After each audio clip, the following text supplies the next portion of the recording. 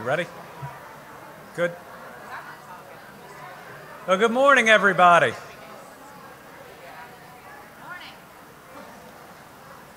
Good morning. This morning is a very good morning. The announcement this morning is a big deal. It's a big deal that is going to make Louisville safer. It's going to help Louisville with its mission of compassion, and it's going to help us help a lot of people. I'm joined up here this morning by our speakers, J. Barry Barker, the Executive Director of TARC, and Judy Lambeth, who is the Director of Maryhurst. But I want to let you know that we have a lot of leaders in this community in the fight against human trafficking today that have joined us. We have Amy Leenertz, who is the founder and director of Free to Hope, Amy Nastegando from Catholic Charities. We also have Summer from Women of the Well. Thank you all for your work and for being here and supportive today. When I became Kentucky's Attorney General, it was to serve a very simple mission, that every Kentucky family, every single one, deserves to live in a safe neighborhood and have a real path to prosperity. But what does that mean? A safe neighborhood isn't just a neighborhood free from violence and free from drugs, but it's a neighborhood free from abuse of all kinds. And that path to prosperity, it's about being able to get a good job, but it's also about the impact of trauma that results from violent crime and how difficult that or addiction can make that road to prosperity. So day in and day out, the 194 employees of the Attorney General's office show up to live out that mission. And we do it by addressing 4 challenges that can impact any Kentucky family. Those are the prevention and prosecution of child abuse, better protecting our seniors against scams and abuse, seeking justice for victims of rape and sexual assault, and finding workable solutions to this drug epidemic which has devastated every community across this Commonwealth. But there is one particular issue. There is one particular crime where nearly all of these problems, abuse, sexual assault, drug addiction, and fraud come together, and that is human trafficking. Human trafficking is the fastest growing criminal enterprise in the world, and it exists right here in Louisville, and it exists in every single community across Kentucky. The International Labor Organization estimates that there are over 21 million victims of human trafficking worldwide. 5 million are children. That is 5 million children of God, equal in his or her eyes, none of which have done anything that should ever make a child responsible for the terrible types of trauma and abuse inflicted upon them every day. The average age of recruitment of a human trafficking victim is 12 to 14 years old. It's a $150 billion industry worldwide and a $32 billion industry here in the United States. But what it really is modern-day slavery. We call it trafficking, but it is slavery, pure and simple, and it still exists in the United States today. Victims have no way out. They have no resources. Their abusers take any identification, any money, and any resources so that they can hold them hostage. For most of these victims, there is simply no way out. And for the public, too many of us think that human trafficking is something that they only see in a movie, that doesn't happen in their community, that doesn't happen in this country, but it happens every day right here in the Commonwealth and in just about every neighborhood across the Commonwealth. Just last February, my office worked with LMPD to conduct the single largest human trafficking sting in the history of our Commonwealth. It occurred right here in Louisville during the Farm Machinery Show. Over 2 nights, we arrested 17 different individuals that showed up thinking that they were going to forever traumatize a young child. And for anyone who questions whether this occurs right here, you want to know how many of those 17 were from out of state? 0. Every single one was a Kentucky resident that was out there looking to harm our children, looking to harm our people. These trafficking victims, those are exactly the people that my faith tells me that we are supposed to serve, not forget to serve. If we form the partnerships we have to, and if we commit the resources that are required, I believe it's something that we can do here in Kentucky, and that maybe we could be the very first to get it done. Over the past several years, my office has become the go-to state agency in addressing human trafficking. We're the only state agency that receives every single call reporting human trafficking in this Commonwealth, and we do our best to make sure every single one of those reports is followed up on.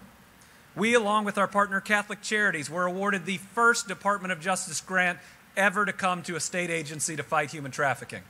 That $1.5 million grant allowed us to hire the first full-time human trafficking investigator whose work, I believe, is forever changing the way that we investigate these cases. We're offering support for investigations, victim services, referrals, legal research, specialized training, and prosecution assistance. In the end, our staff is available day in and day out.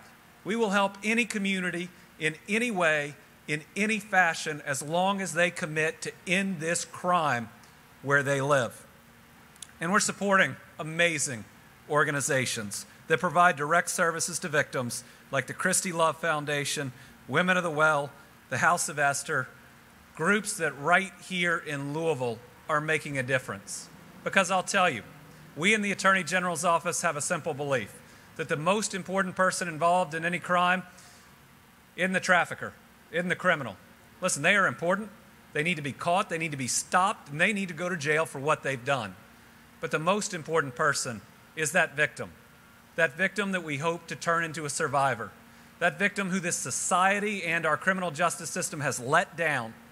And we have a duty to provide the services and the healings that they need, and we have so many amazing survivor leaders that dedicate their lives to doing that. We're also working with the U of L Kent School of Social Work to actually do the research, to know the causes, to know the successful ways to stop things like runaways. What we learned in their first survey is that a huge percentage of our homeless youth are trafficked almost immediately after becoming homeless. It's that type of research that shows us if we want to end trafficking, we've got to end homeless youth as well. And we're training schools, staff, law enforcement, the medical profession, prosecutors, the trucking industry, anyone and everyone who will allow us to come to their place of business about what trafficking is and how to recognize it. Those trainings have now reached over 1,900 people in this Commonwealth. As we're sitting here in 2018, I'm also so proud of our law enforcement efforts. Just in the first 8 months of 2018, we have 31 arrests or citations, more than in any other year in this state's history. We have 15 open cases and 2 cases that have been indicted by a federal grand jury on top of that. We are all in. And today, we are adding a partner. And when we look at not just the law enforcement end, but truly addressing the societal issues and making the change we have to end human trafficking, these partnerships are so critical. Our partnership started with Kentucky's trucking industry, which is targeted by traffickers through no fault of its own. Sadly, at so many of these truck stops, you see young children and trafficking victims walk from cab to cab to cab. But the Trucking Association came together with us, and we are working with commercial vehicle enforcement and so many others on passing needed legislation where hopefully one day everyone who gets that commercial driver's license will have to take a short course on recognizing human trafficking. We're working with the hospitality industry to try to train every frontline hotel worker to recognize trafficking and report. We work with groups like UPS, which announced last year that they're going to train every single delivery driver nationwide to recognize and report. And just think about that. If we could train every delivery driver, every truck driver, every hotel worker, there could be no place for these traffickers to hide. We could truly eradicate this crime. And today, the Transit Authority of River City, better known as TARC, will be working with my office to train their employees to recognize and report suspected victims of human trafficking. These human trafficking awareness trainings and reporting protocols focus on the specific needs of the nearly 400 TARC managers, dispatchers, and bus drivers. Listen, the TARC staff are the eyes and the ears of this community. They travel across this city and see thousands upon thousands of people every day. They know what's normal in their route, and they know how to recognize something that shouldn't be there. With some training, they will be able to confidently recognize and report suspicious activity and have the tools needed to save lives. I am 100% confident that this announcement today, that this partnership will save lives. It will result in victims being saved. It will result in people who've been traumatized being recognized and being helped. And it will result in us being able to ultimately arrest and prosecute some of the worst criminals out there. TARC has more than 15 million customers and 41 routes in 5 counties in Kentucky and southern Indiana, making them an invaluable partner in our fight against human trafficking. Our trainings will begin on October 29th and will be facilitated by my Office of Child Abuse and Human Trafficking Prevention and Prosecution, headed by Allison Taylor, who's here with us today. The book of Psalms tells us, give justice to the weak and the fatherless, maintain the right of the afflicted and the destitute, rescue the weak and the needy, deliver them from the hand of the wicked. Thanks to TARC, we are going to rescue a lot more people. Thanks to this partnership today, our community is going to be safer. I cannot tell you how grateful I am that TARC stepped up, that they are willing to take this on, that they are willing to be an incredible partner in this fight against human trafficking. So from the bottom of my heart and from the Commonwealth of Kentucky, I want to thank TARC and introduce you to J. Barry Barker. Thank you.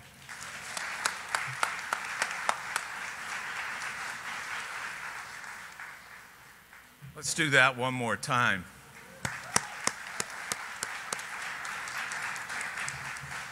Welcome. This feels like Old Home Week. I'm looking around and it's all the people I've either gotten on the phone in the last 6 months or tried to get on the phone in the last 6 months. You know, the advantage of having TARC employees involved is they're a whole lot easier most of the time to get hold of. I do want to point out one individual who, without his cooperation, we'd have great difficulty, and that's Theo Hamilton, who's president of our union. And that's a vital ongoing dynamic partnership. We're thrilled to be able to partner with the Attorney General on this. Thrilled is a little, I find that a strange word, because thrilled in connection with human trafficking, that doesn't make any sense. But what we are doing, and what as I look at this audience and look at the individuals, every single person here is dedicated to eradicating human trafficking. So give yourself a hand for that.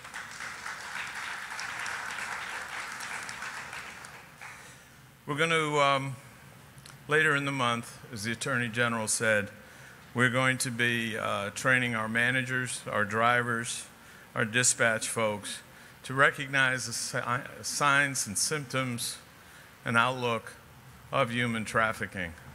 It is something we have to dedicate ourselves to eliminating and eradicating. That training will go through November. We will be filming the training as we go, and we'll create a tape, if you will, for ongoing classes, such that will be a standard part of the training of new employees here at TARC, particularly bus operators.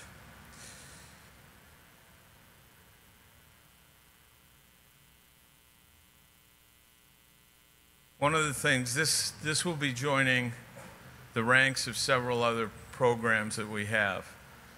We are a safe place, and there are 65 transit properties nationally that their buses are safe places. So you can imagine the impact. We've got about 220 buses on the street at any given time. All 220 of those are safe places. Kids just got to hop up, say, hey, I need some help. Driver tells them to sit down. Driver then radios in. Our road supervisors go, pick the person up, and take them to safe place. It's simple, it's straightforward, and it works. We do the same thing, and we call it a ride to safety with the Center for Women and Families. Someone who is fleeing domestic violence can hop on the bus, and we will get them to where they need to be, and that's working in southern Indiana and in Jefferson County, Metro Louisville. So it's rather simple. I'm trying to think of threads to pull out of this. It's real simple. The design of these are beautiful and elegant, and now what we've got to do is execute along those lines. So thank you very much.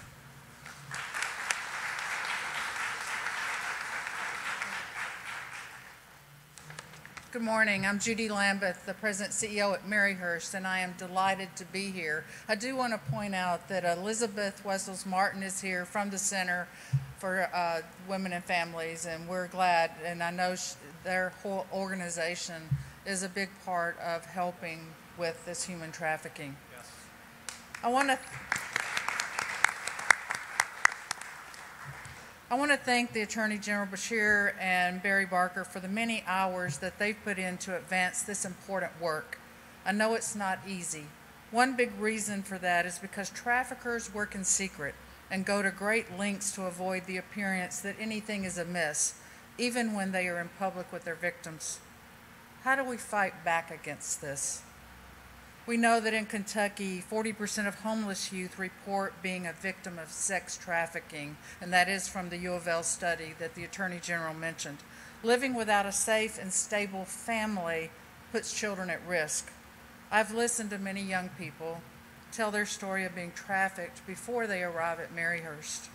The common thread many times is an unsafe or non-existent home. So agencies like Maryhurst are working hard to strengthen families and prevent youth from being trafficked at all. We also restore hope and empowerment to those who have lived through the unimaginable abuse. But what's being done for those who might be victims of trafficking today? That's where this wonderful program fits in. Just yesterday, I attended a speech by adoption survivor, child safety advocate, Elizabeth Smart. Her message was powerful throughout, but something that stood out to me is what she said about how to help women who may actively be captives. She said, "It just takes everyday people standing up, paying attention, and recognizing someone who might be in trouble." That's what TARC and the Attorney General's office are doing with this program. By training TARC bus drivers to recognize the signs of trafficking, they are saying to traffickers, "We refuse to let our public transportation be your tool." They are limiting the risk faced by those children who have no other choice but to wait for the bus alone during their rides between work, school, and home. This program will save children's and vulnerable individuals' lives in our community. This morning, we celebrate the beginning of a new way to fight back. This afternoon, let's turn our attention to all the work that's left to be done. The children of Kentucky deserve it. Thank you.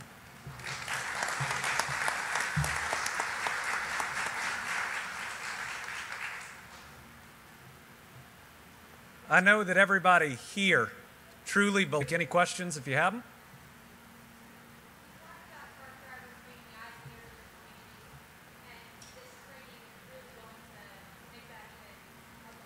Yes.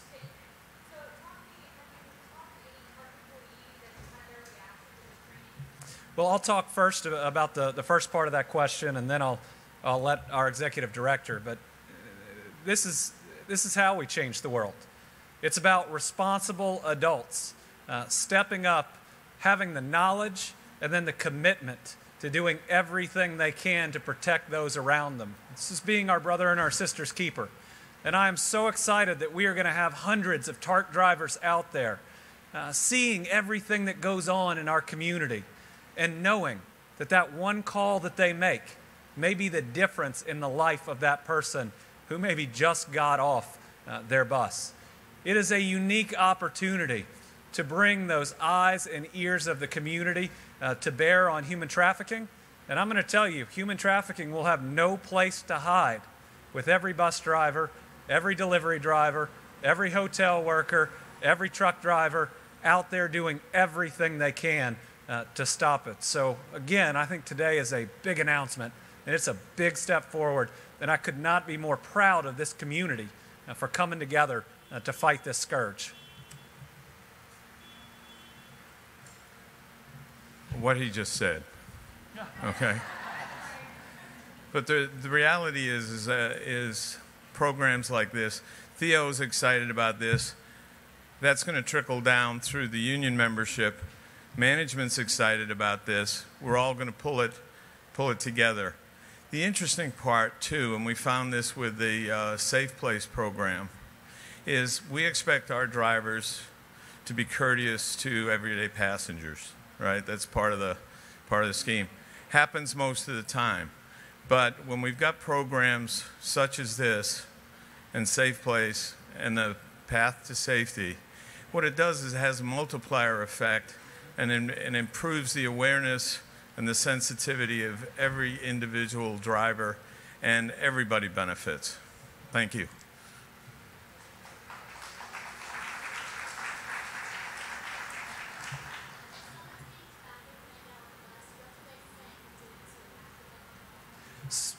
The question is, if a driver sees that action, what is going to be their response? The training video will go through that in detail.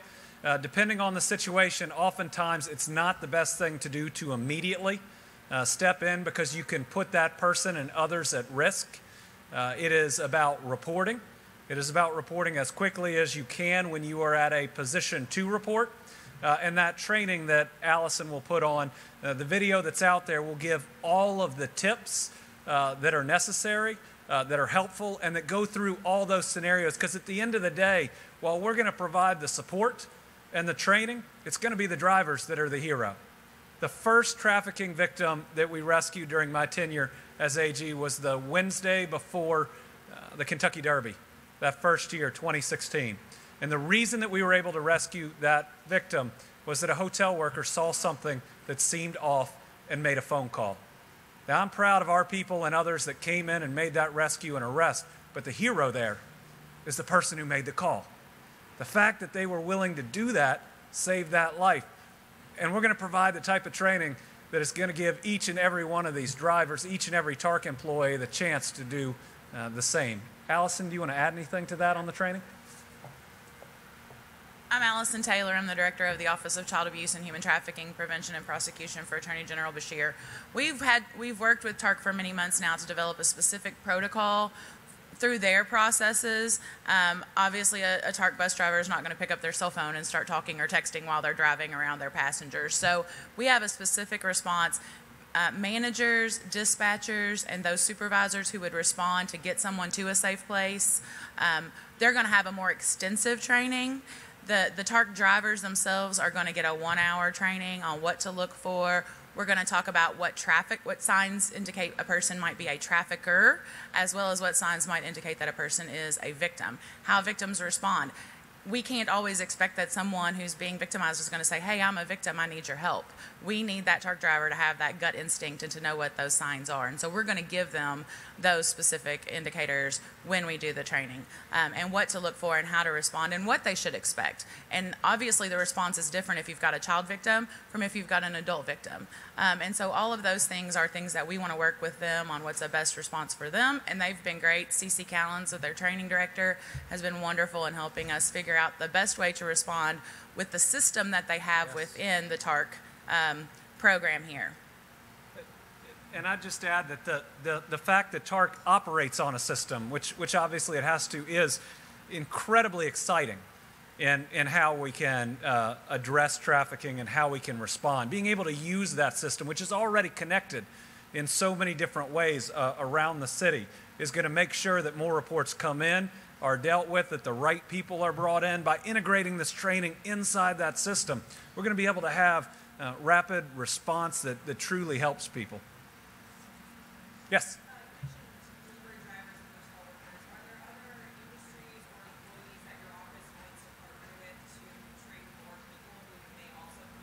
Yes.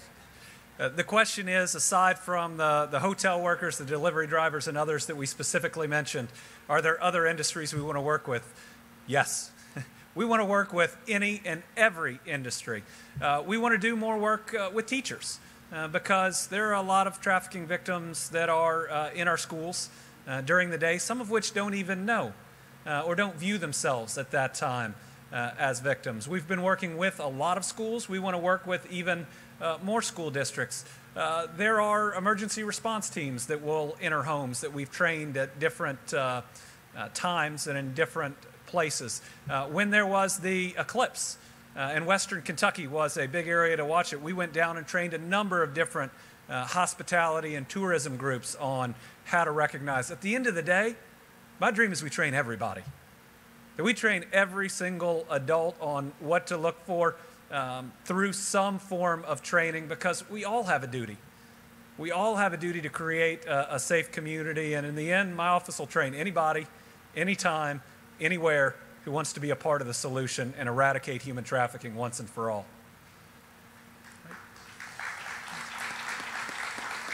Anybody else?